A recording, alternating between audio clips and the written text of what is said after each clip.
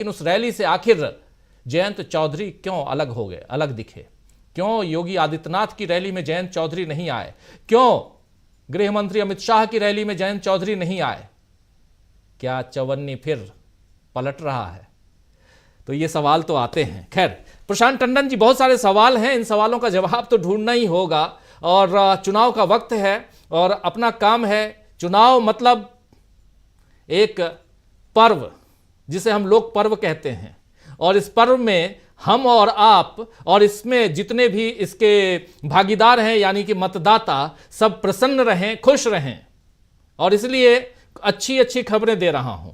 आखिर प्रशांत टंडन जी, इन खबरों के क्या मायने हैं? क्यों आखिर संकट में नजर आ रहे हैं नरेंद्र मोदी? क्यों संकट में बीजेपी नजर आ रही है? क्यों अपने कुनबे को दूसरों के घर पर या दूसरों के नाव में छेद करने के चक्कर में अपने नाव को संभाल पाना बहुत मुश्किल हो रहा है?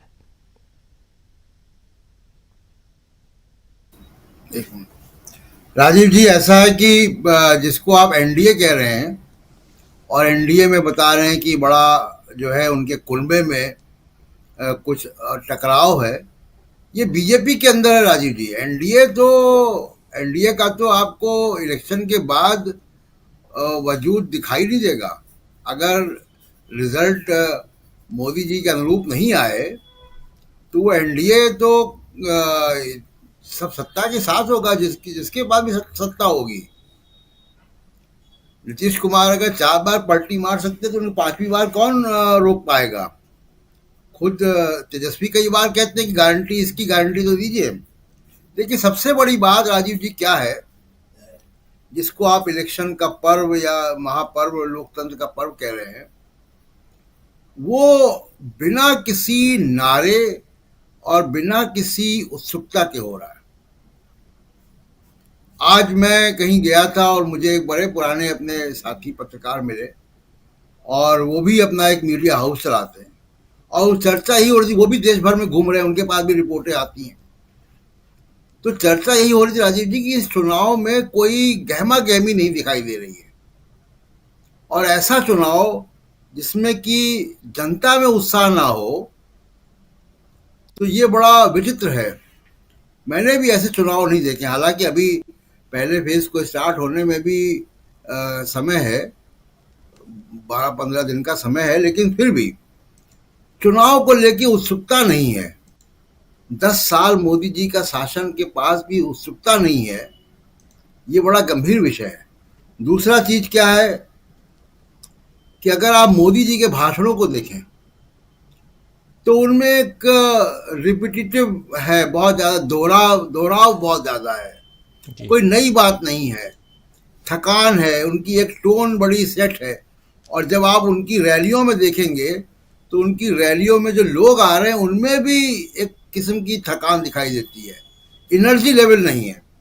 मोदी जी के भाषणों में एनर्जी लेवल नहीं है, जो एनर्जी लेवल हुआ करता था वो भी नहीं है। एक ऐसा जैसे मालूम पड़ता है कि टेलीप्रॉम्प्टर से देखकर वो जो है बड़ा रटा रटाया भाषण दे रहे, जिसमें कभी कभी गलतियां भी हो जाती है, सड़क से हेलीकॉप्टर वगैरह जैसी।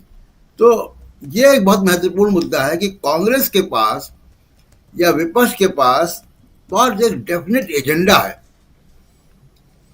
एक मैनिफेस्टो उन्होंने लॉन्च कर दिया है, जिसकी हम लोग कई बार चर्चा कर चुके। उस मैनिफेस्टो में समाज के हर वर्ग के लिए और नेक्स्ट लेवल के लिए, हमारे लोकतंत्र के लिए, देश के लिए, इकोनॉमी के लिए अगले कदम की पूरी तस्वीर है।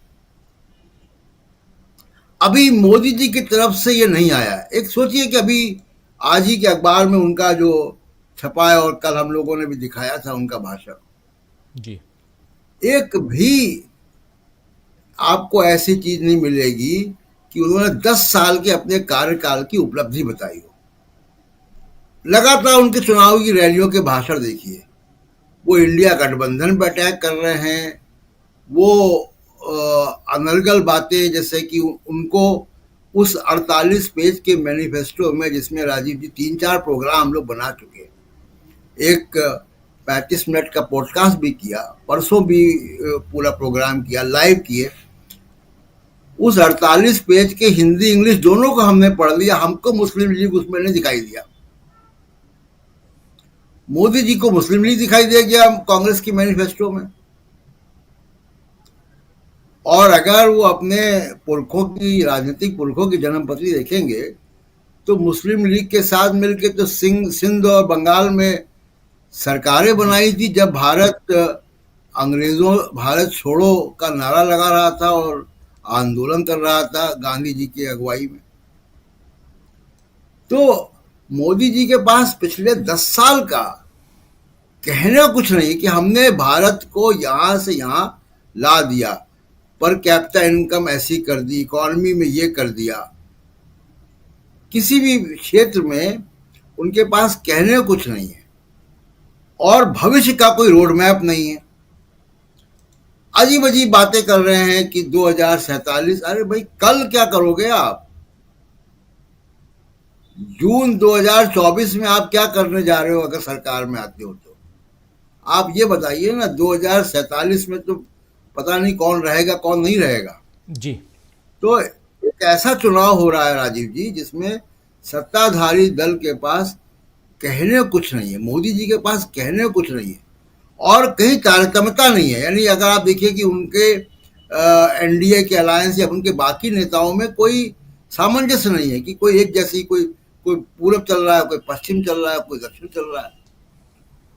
और ये स्थिति मोदी जी के लिए बहुत हानिकारक होगी कि उनके पास कोई दिशा नहीं है देने को चुनाव में। आमतौर पर राजीव जी होता था कि एक मोदी जी कुछ बोलते थे और उसके बाद पूरा विपक्ष उस ट्रैप में आ जाता था। अब वो खुद ट्रैप में है। कांग्रेस के घोषणा पत्र का प्रचार वो अपनी रैलियों से कर रहे हैं। उनके समर्थकों को शायद ना मालूम हो कांग्रेस ने घोषणा पत्र भी जारी कर दिया, वही बता रहे हैं। तो स्थिति बड़ी गंभीर है कि राहुल गांधी का आप बता रहे हैं कि राहुल गांधी कह रहे हैं कि वो, उनकी टीम कह रही है कि आप रात के 12 बजे भी जो है एनर्जेटिक दिखाई दो, लेकिन वो एनर्जी में मोदी जी में तलाश रहा हूं, मुझे नहीं दिखाई दे रही। आप कोई भी भाषण उनका पुराना चला के दिखा दीजिए, बहुत ठहराव, रुका हुआ, दोहरापन उसमें दिखाई दे रहा है। तो मुझे लगता है कि इस बात को वोटर भी देख रहा होगा और चुनाव भी ऐसे ही आएंगे, नतीजे भी वैसे ही आएंगे जैसा प्रचार हो रहा है। जी जी, बिल्कुल बिल्कुल, जैसा प्रचार हो रहा है। एक तरफ नरेंद्र मोदी प्रचार कर रहे हैं अपनी पार्टी का और पूरी की पूरी पार्टी नरेंद्र मोदी के ऊपर डिपेंडेंट है, और दूसरी तरफ इंडिया गठबंधन जिसमें बहुत सारे दल और सब अपने अपने राज्यों के छत्रप की तरह हैं। और चाहे वो आप अखिलेश यादव को देखिए, चाहे उधर